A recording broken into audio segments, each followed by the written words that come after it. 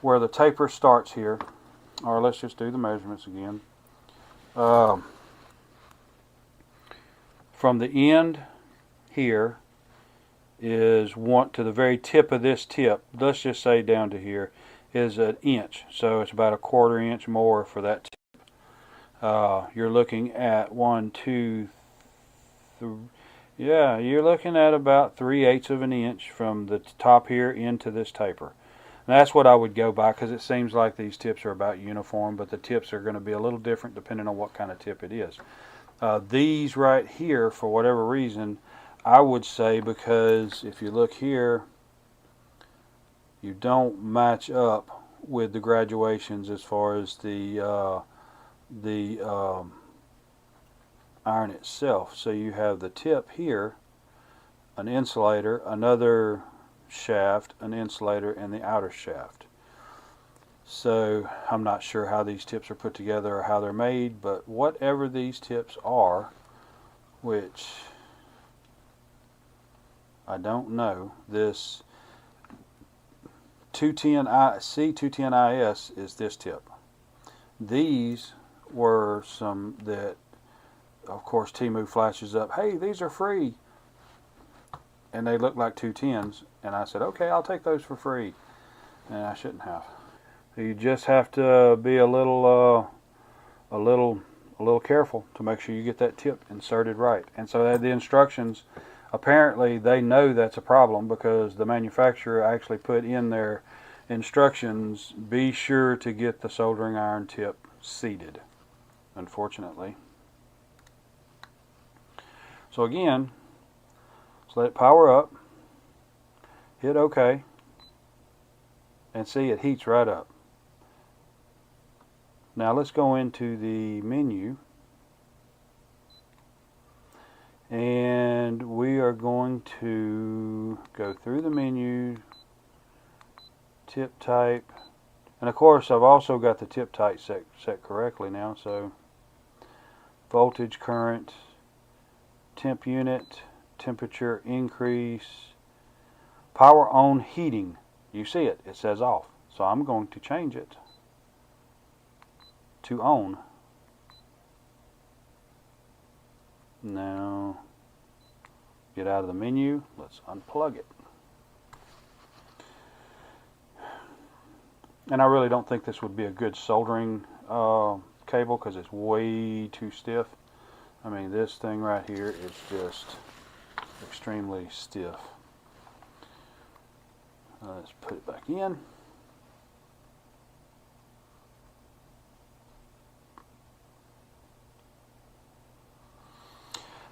Okay, so I guess I'm just dyslexic or something, which I think I am to a certain extent, probably. So that setting, I've misinterpreted it. So this is what that setting is.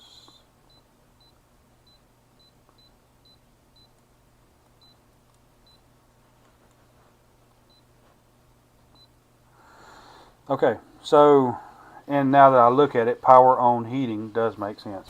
So what it's saying for this setting is when you plug power in, it immediately starts heating. I don't like that. I do not like that at all. So we're going to turn that back off. And so now it's set the way I would want it, and it makes sense to have that a default setting. So as soon as you apply power, you have power. It comes up, it boots up, it tells you whether it's got a tip or not, and that's all well and good. And it's going to tell you about the tip one way or another. But I do not want one of these things because I'm going to tend to be holding it like this when I plug it in, and I don't want it heating up as soon as I plug this in. So it doesn't really make sense to turn that on because you're gonna a lot of times be holding this thing in your hand and you plug it in, and it's going to start heating and burn your hand before you realize it. I know it will me. I know I'll end up doing that. So it seems to be no issues with the function of it now. So I really hate that I had problems with that tip in the beginning because it really makes the soldering iron look worse than what I think it is. I've got a little more for it. I'm still not happy about the inwards, but I bet you if I took the rest of them apart, they would probably, I don't know, they may not be any better. The adapter here I'm not happy about that being so flippy floppy. So that's a nice feature and it looks good. Maybe it sells more soldering irons, but I would not use that. Not at all. Um, I would just not use this for a soldering iron that you're going to run around, that you need to maybe use a laptop power supply, because you're going to wind up that being so easily movable. At the very least, they should extend the butt right here so that it fits more snugly into this recess and kind of makes a better lockup there. Or at worst case scenario, just build this piece onto it and leave it there. Make it part of the soldering iron. I mean, it doesn't add but maybe an inch to the length of the soldering iron, which is not very long to begin with. So that's a definite fail. So that definitely takes a star away from me. Not really happy about the accessories. They're just an afterthought. They're not really anything worth it. So I think it's a lot better than I was in the very beginning of this. I really hope you watch the video to this point so that you can realize this. And I'm going to try to put something in the beginning. Is this maybe the soldering iron is not as bad as it is in the beginning of the video. I don't know, but I'm going to try to put something up because I give this a bad rap in the very beginning because of the problems I was having, which are almost completely associated with the tip. And the tip was good, I just was not getting it properly seated. It felt like it was seated properly. I couldn't push it any further. And if you try to force it in, you're going to damage something in here because of the way it looks, the way the connectors are set up in here. So do not force it. But what you're going to want to do is to wiggle it a little bit as you're pushing it in, and you'll get it to go ahead and seat on up into the soldering iron. And you'll know it's seated when it's almost all the way up in there. So so this is definitely a just go ahead and man, pull that out, let it cool. So this is definitely a whole lot better than what it was at the beginning. And I really don't want to pull that out because these buttons are trying to tweak, and I'm afraid I'm going to jerk them out by trying to pull it out. So it's not a good thing. And I don't know if you can see down in there at all. I really hope you can, so that we can kind of maybe I can zoom in on it and you can get a better idea of what you're trying to do when you're pushing that tip in there. But once you get it seated in there, it seems to be solid, seems to be good.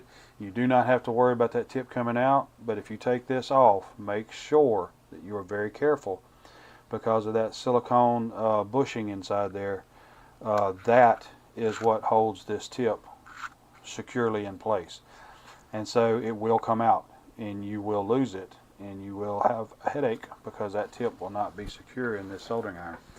So I'm probably going to set this at I'm going to give it a thumbs up, and I'm probably going to give it 3.5, 4 stars. Now that I've dealt with it some more and got it working properly. Longevity, my concern, that's why I want to drop it down to 3.5, maybe 3 stars, because of that tip, how it goes in there. I can see me being frustrated and damaging the internals of this soldering iron trying to get that tip to seat in there. Now, this is not a smart thing, and it's cool. I can definitely, it would be the way that, without having a beveled inner and a guide that perfectly aligns like the other ones do. They'll have a guide that tip will go straight down into place, and it'll seat into place. If this right here, which I'm not telling you to do this because I don't know if it would cause any problems. I don't think it would, but I would almost be tempted to take for this soldering iron. So far, none of the other ones, but just for this one, I would take this tip and I would try to just work it on a whetstone or something and kind of round that shoulder just a little bit so that it's not such a flat, sharp shoulder. And I think it will help to get that tip properly seated in there. So let's see, let's just try to put it in there one more time. Because see, I'm able to tweak it like that right there. Because that bushing isn't, that silicone bushing is not giving me, serving as a good guide. And see, it stops right there. But then when you get in here and you wiggle it, you get it on into place, and it seats right on where it needs to, and that's in there right, and it works perfect then. So that's what I have right now. I do hope that this serves you in some way, and it is helpful. If it's not helpful, tell me, so I can get better. I want to grow at this and get better at this, because I want to help you guys. And you've heard me say it before, I want to help YouTube the way YouTube has helped me over the years. So I appreciate you spending your precious time with me, and I thank you, and God bless.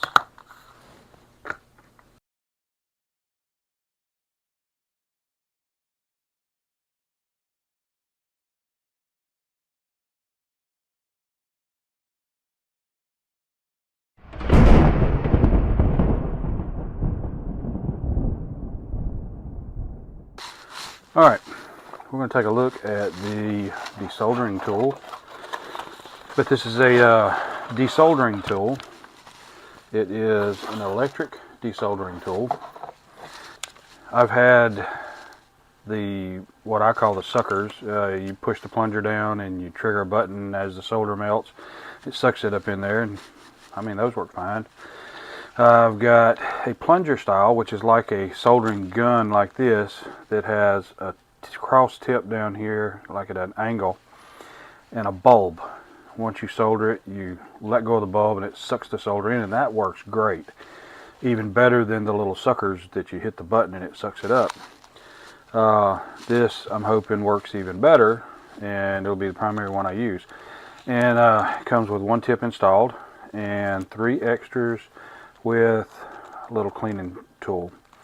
And if these are even remotely as good as my little plunger style, which I got from Radio Shack forever ago, I maybe went through 2 tips, and I literally for a long time desoldered everything I could off of computer boards and saved the components for whatever reason I saved them for. I don't know. Don't even know where they're at nowadays. But I literally desoldered somewhere probably between 500 and 1,000 components with 2 tips on that. So hopefully, if these last as long, then that's a lot of components coming off there. Instruction manual.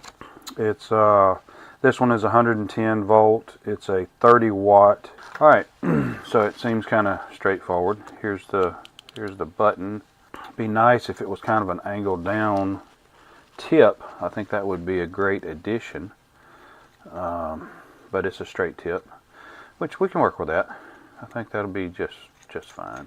I think I'm going to take this cool display. I can't remember what these are called. It's probably some kind of vapor sealed display, or I don't know. If you know, tell me, because I've forgotten what these are called. You used to see them all the time on the high-end, expensive radio systems back when I was a kid. The way I'll set this is kind of put it there and move it out to there.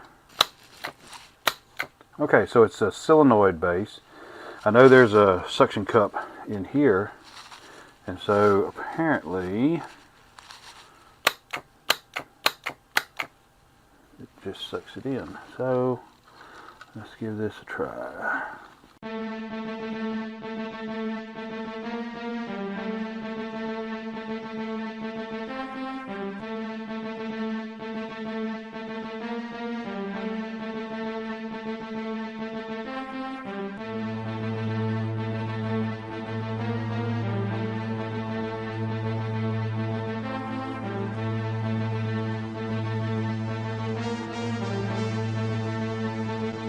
So what I'm doing is I can't actually get it over the component leg, so I'm kind of putting it beside it when it heats up.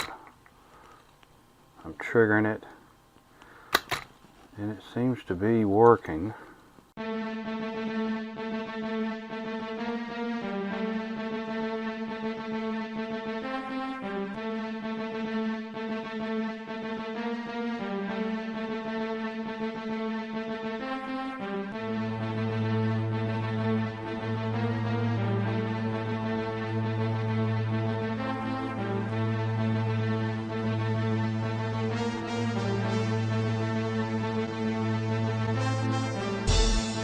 It has a really heavy recoil when you're triggering it, so the board does dance around in this holder.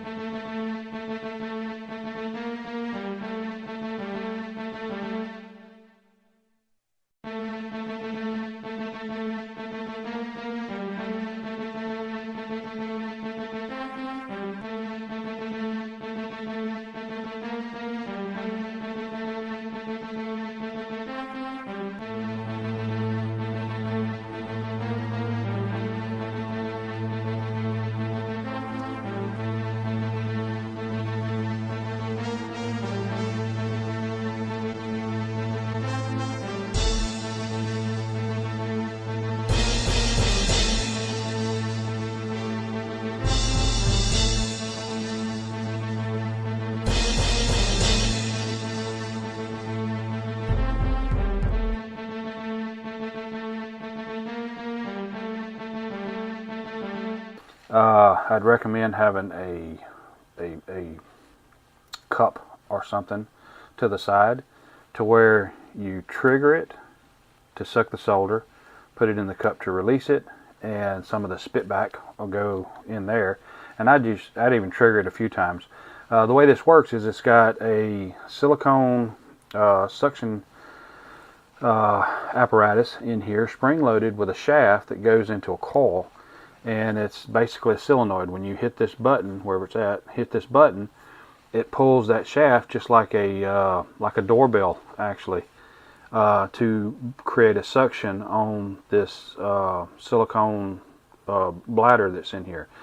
And it's spring loaded, so it compresses it, and so you're hitting the button to open it up and to create a suction to pull down. And there's a flat flange on the back side of the heating element that goes against that silicone bladder for your seal. And this right here is, I've noticed it moving a little bit, so I need to see about if there's something I can do to tighten that up a little bit, or if I just didn't put it back together just right. We'll see about that. Again, so far I recommend the setup. I recommend the base. I recommend the desolderer. But I also recommend some improvements to the setup. So that's about all I've got right now for this desolderer, and kind of an update on this vise. Appreciate you watching. Some affiliate links in the description down at the bottom. I appreciate you. Thanks, and God bless.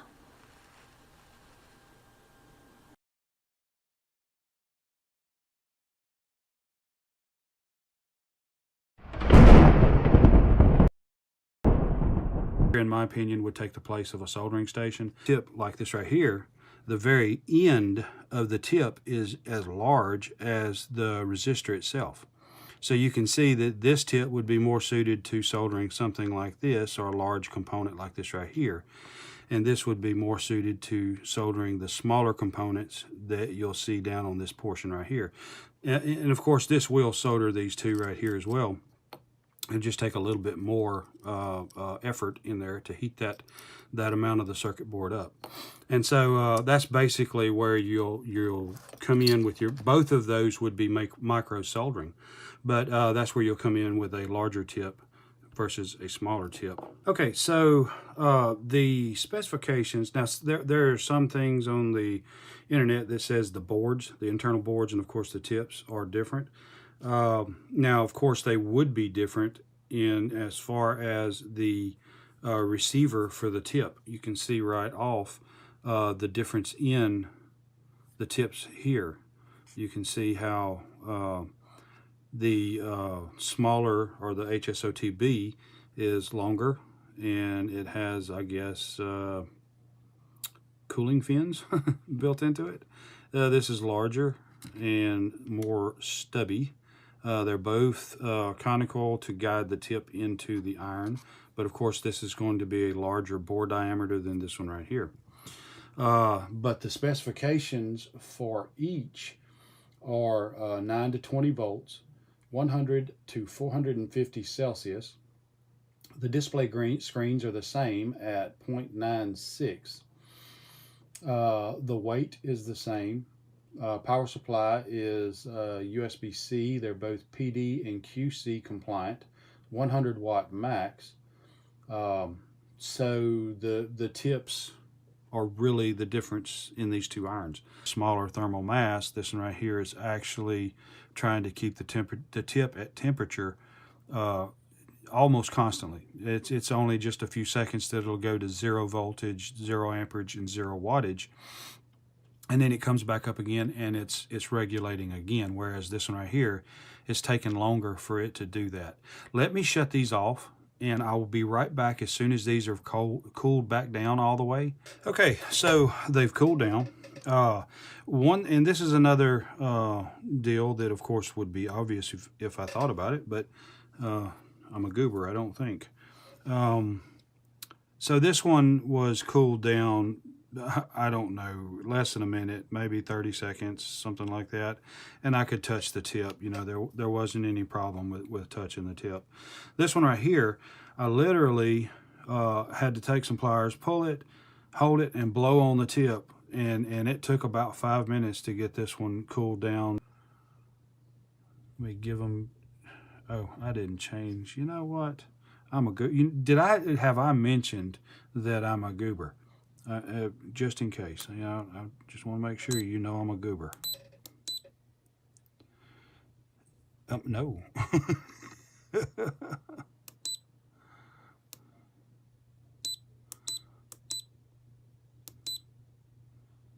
Yes, okay, so we're going to sleep set. And sleep time, let's change it to, 5 minutes is reasonable. Hit it, on, off, hold it, you go back one menu. So we're gonna hit it, set it to 5 minutes, and we're set to 5 minutes. Then standby on both of them, we will change it to 10 minutes.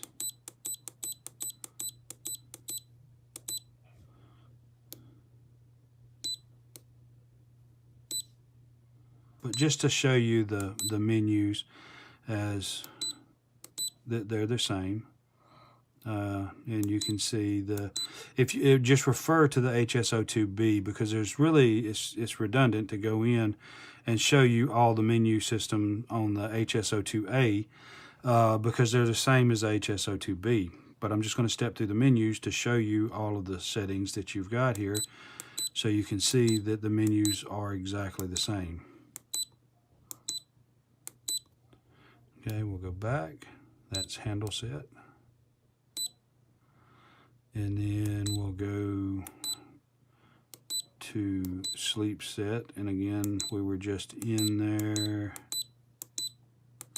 That's all the menu options. We'll go back. And then we'll go to system set. So you'll see you've got language, English, hand mode, which is right-handed, left-handed, which actually just flips the display. That's on both irons. You got units, which you can go from Celsius to Fahrenheit. Volume, which changes that beep, changes the volume all the way down to until you shut it off. Brightness, which changes the display brightness. Firmware update, which is not used on these irons. I don't see an option to where it's used. You basically download the firmware, you hold the OK button down, plug it into a computer, a drive shows up, you copy the firmware over to the drive that shows up, and then unplug it and plug it back in to a power supply. It starts up and it's updated. It's as simple as that. We'll go down to About, which is the last. No, it's not. Factory. So we'll go to About, and you'll see that the only difference between the two is HSO2A, HSO2B, and of course the A is already updated, so I don't need to update it, but it updates the same way as this iron right here. So, and of course you got a factory data reset, and that's the last options that you have. So it's real simple, easy menu setup, menu system. Is nothing special about it. And then hold this button down to back up. Okay, so that was my middle daughter telling me that we got pizza. So anyway, so here we are. Just backed out of the menus. The menus are the same. The settings for the menus are the same. If you want details on the menus, just leave some comments, let me know, and I will do a detailed video on just going through the menus through these irons. So, and as a side note, but an important one, if you feel led to, I would ask you if you would like and subscribe. Comment down below on what comments you've got, if you want to know more about these, if maybe this is too much or what. But comments are very helpful to me. And if this is helpful to you, I know it's a small thing. It doesn't seem like that much, but it means a lot to me when I hear someone say that this helped them, something helped them. So if you would comment and let me know if this is doing you something, if this is helping you in some way, that makes me feel like this is all worth it. A preset. Okay, preset 1 and preset 1. So I'm going to let it balance out. Okay, so now I'm showing they're bouncing, or they're regulating between 2 and 10 watts at, let's see, they seem to be pretty steady at between 2 watts and 10 watts. Doesn't seem to be going below 2 watts except when it just hits 0, or above 10 watts. And it appears that they're both either 0 or 1/2 amp, and of course both 20 volts. So let's do it in reverse here. We'll go to 3 and 3. And still see this one gets there first. So you can see that they're both hitting their presets really quick, because I would tend to be soldering smaller, more delicate components with the HSO2B versus the HSO2A. I would be soldering more heavy, goober again, more heavy components with this one than this one. So really, I love these irons. I really do. I have a soldering station, but it'll probably never come out again. We're just going to do this number right here, and I'm going to let these sit here for a minute at the max preset temperature.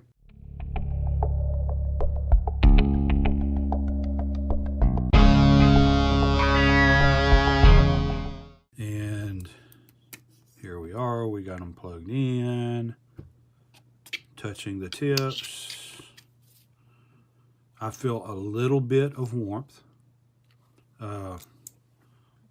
You can see I'm putting it, I'm not no ninja here. That's a soft part of my arm. I can feel a little bit of heat, but nothing, not even remotely to any degree bothersome.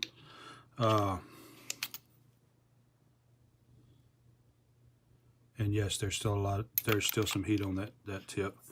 So there you have it. I mean, you can easily run from job to job. You don't have to wait for these to cool down before you can put them up. You just slap that top on there. They go straight back in the case when we do the head-to-head on all the soldering irons.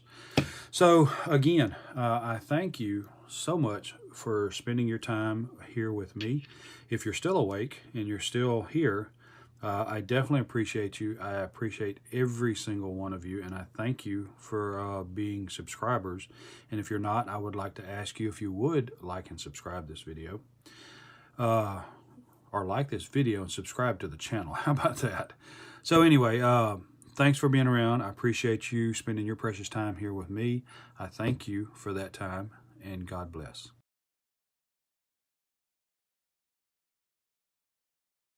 All right. Here we have the Finersi HS02B.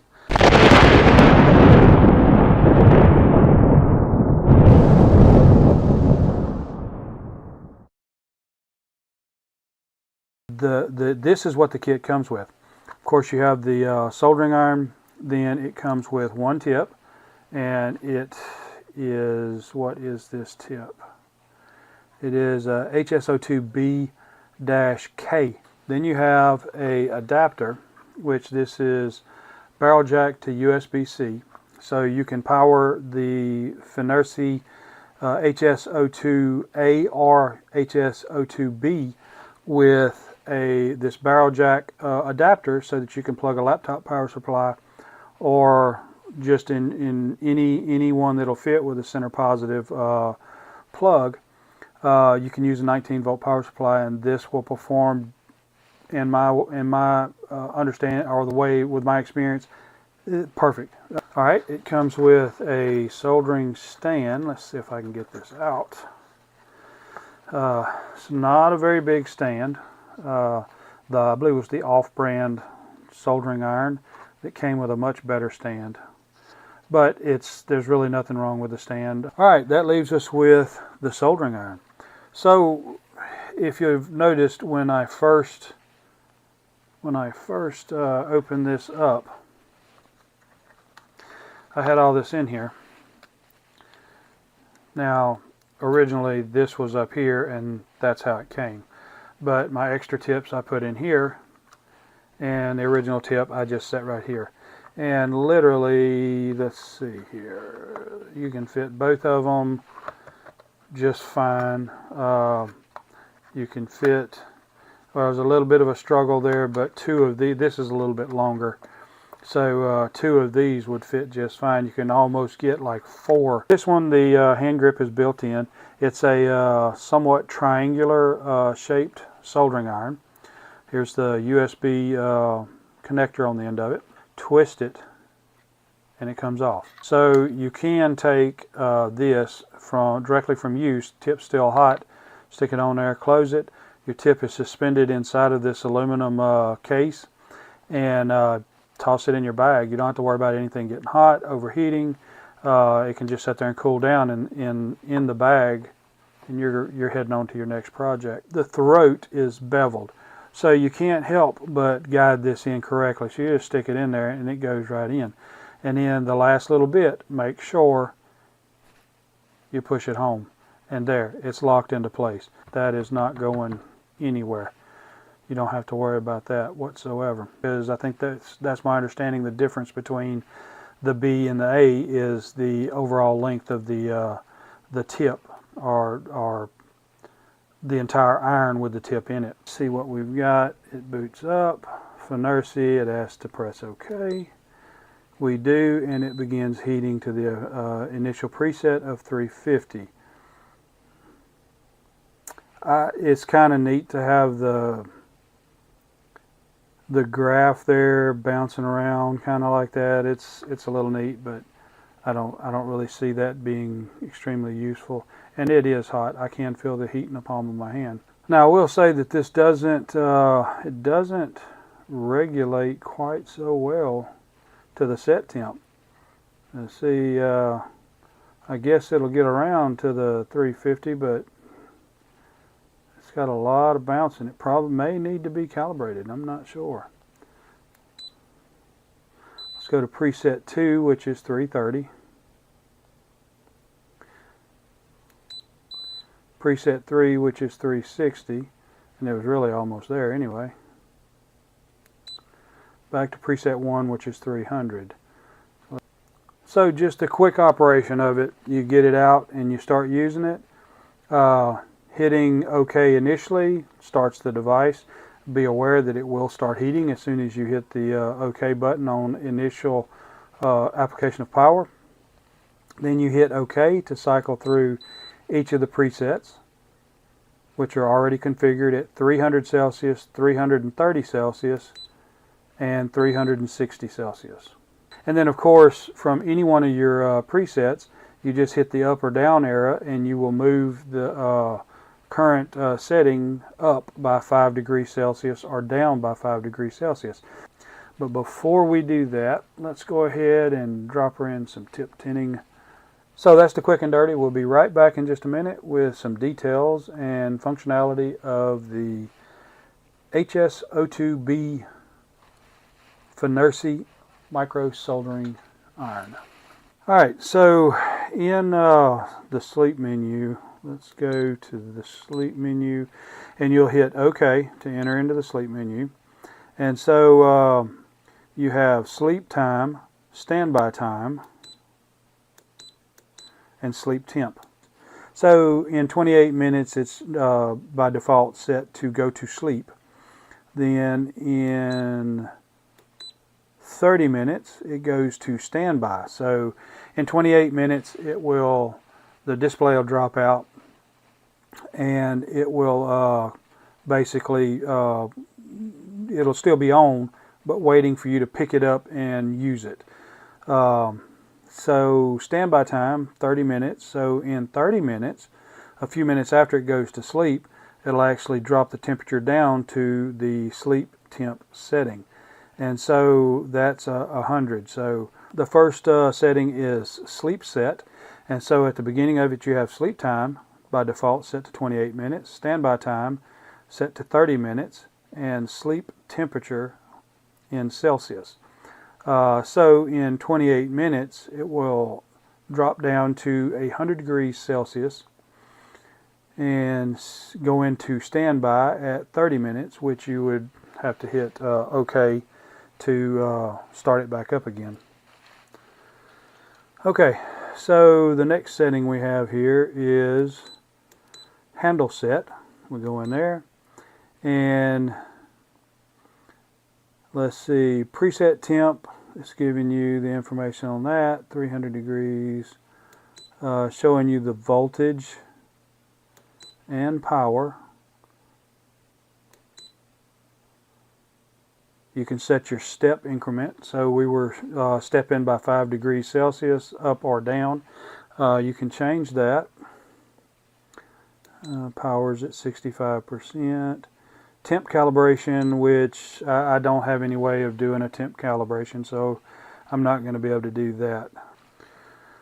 Alright, so we went over sleep set, and then we went over handle set.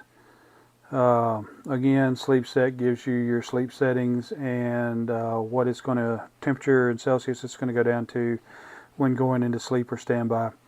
And then handle set covers multiple other options about the power delivery as well as the percentage of power used, calibration for temperature calibrations. Now we'll go into the system set, hit OK, and here we can change the language.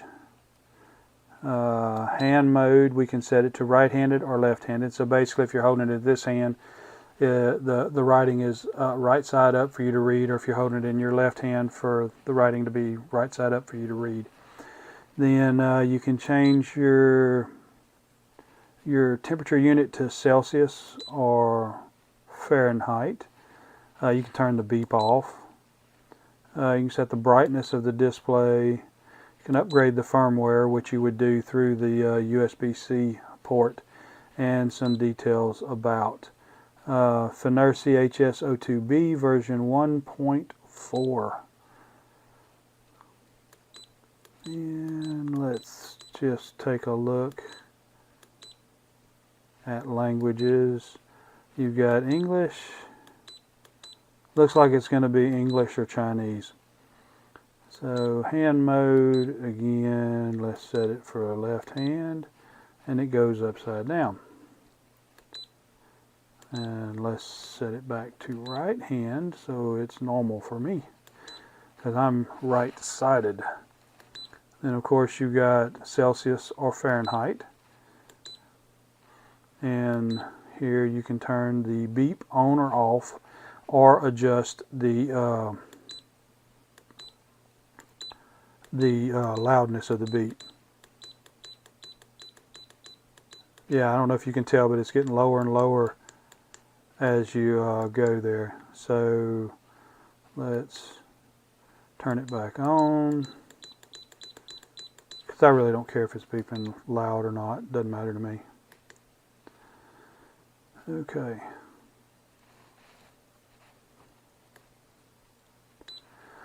Alright, so once you get in a menu, if it doesn't want to back out just by a single click on the OK button, hold it down and it'll back out to the menu. So we've got language selection, Chinese or English, hand mode right or left, unit from Celsius to Fahrenheit, volume from 1 to 10 or off, and brightness from either 1 to 10, and firmware update and about back up. So that's system, and again, oops, I backed out of it completely. Here we go. Handle. So in handle you got the preset temp, the voltage, the power percentage, which I guess you can bump this all the way up to, or you manually bump it up to full 90 watts, or I think this is 100 watts.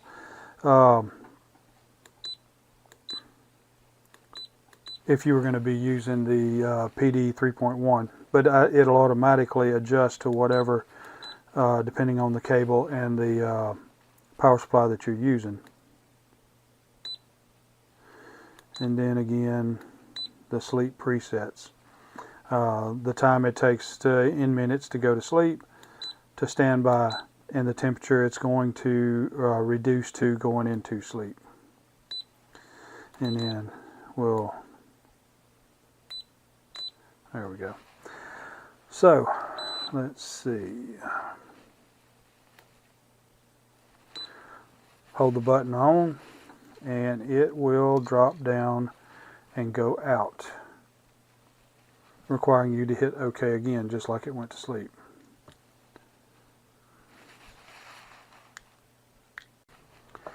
Alright, so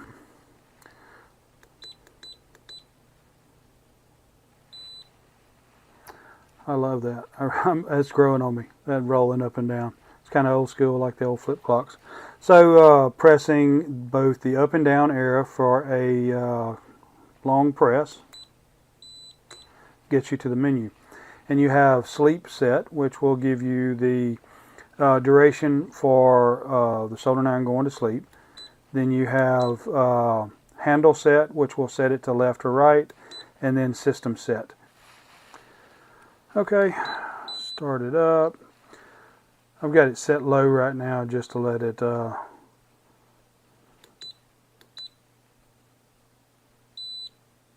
there we go, just to let it adjust. Okay, so I'm going to let it sit there until it goes to sleep, and then we will check its response whenever we touch it. We'll be back in just a moment.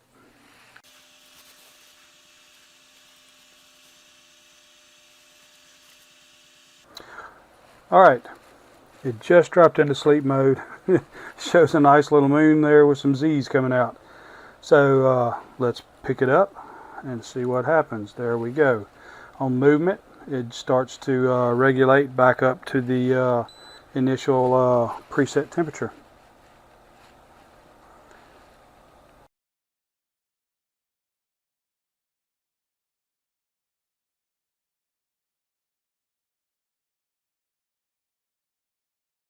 Okay, so in a recent video, I did a comparison between the Finersi HS02 series irons and the TS101. This HS02A couldn't make it through the whole test. Today, I'm going to show you why and how to fix it. Stick around, let's go through it. Okay, so in a recent video, I did a comparison between the Finersi HS02 series irons and the Miniware TS101. Now, this iron right here, I had to take it out about midway because it was just not performing. It was not heating up. It was not melting the solder. Okay, so we're going to do some, we're going to check the temperature of what the iron's set at versus what we're reading on the thermometer at 150, 250, and 350. Let's turn that on. So let's hold this on here. 135, 134, 135. So I'm going to call that 135. Now let's bump it on up to 250. Okay, so 230 says it's at 350. So let's, okay, so 325 is what we had there. Put her in the case. And hey, I just wanna ask if you enjoy this content that you're seeing here, if you feel led to, that you would like and subscribe, comment below. Okay, so here's what we got. Now I apologize, I had to turn you off. Had to do some math, okay, and of course I had to take my shoes off, use my toes and my fingers and all that, and that gets kind of smelly, and I spared y'all. At the 150 setting, the display, or the iron, was set to 150. We had a reading of 135. There was a 15-degree variance. At 250, we had 230 with a 20-degree variance. At 350, we had 325 at a 25-degree variant. Now, one thing I'm noticing is 15, 20. All right, we're going to take a look at the new Algam SJ1 soldering iron. If you want to look at it too, stick around.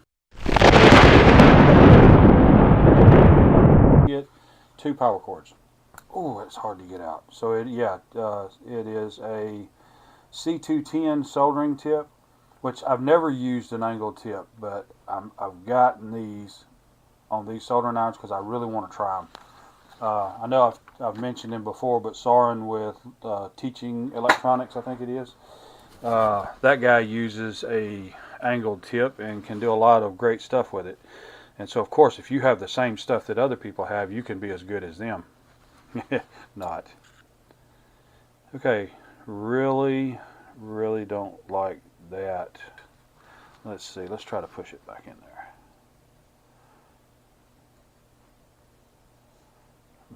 And so that feels like it bottomed out. So let's look.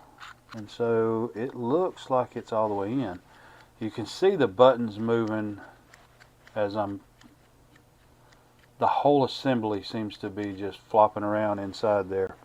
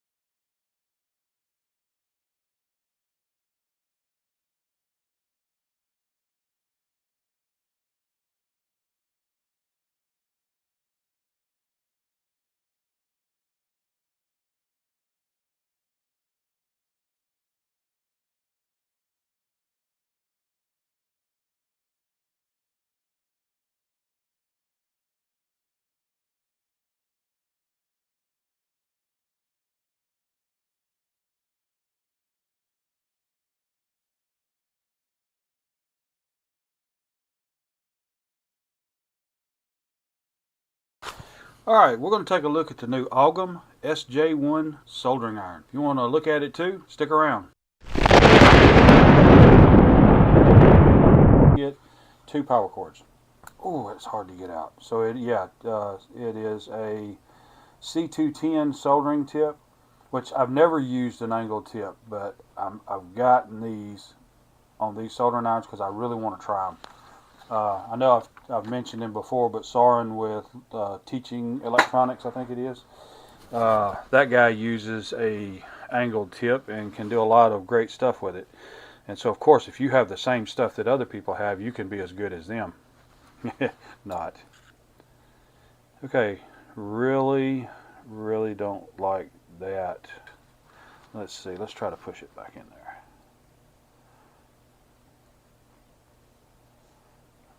And so that feels like it bottomed out. So let's look.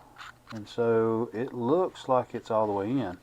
You can see the buttons moving as the whole assembly seems to be just flopping around inside there.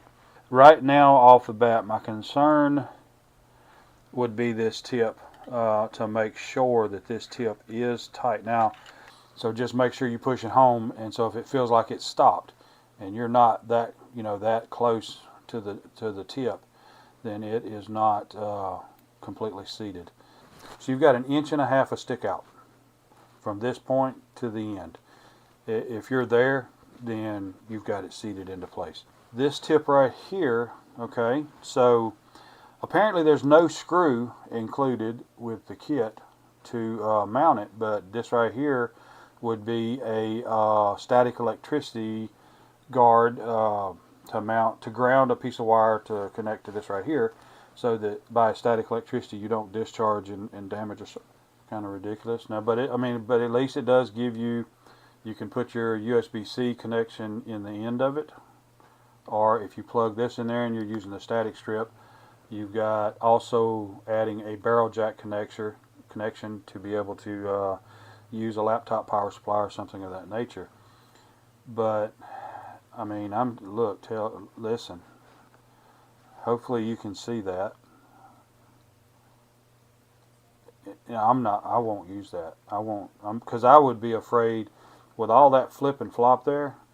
My biggest concern with this would be damaging that USB-C connection, which that one you definitely don't want. If you hurt that one